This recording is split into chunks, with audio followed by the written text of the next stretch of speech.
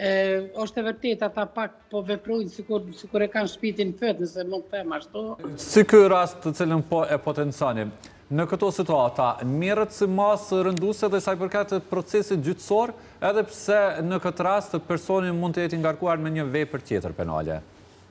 Cilin rast mirë të rëndon rënduse? Nëse ka provu ta ka bërë një vepër penale dhe në këtë rast si rasti juaj ku po tregoni që edhe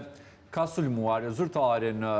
një zyrtar policor, atëherë i vjen që natyrisht përveç veprës tjetër, çfarë do të jetë, do të shtohet edhe një vepër, domethënë sulm ndaj personit zyrtar. Dhe kur i shkruhet sulm ndaj personit zyrtar, është përveç që e parashkruan dispozita ligjore, është edhe logjikshme që edhe gjykata, edhe prokurorit të gjithë i kushtojnë vëmendje, po them kështu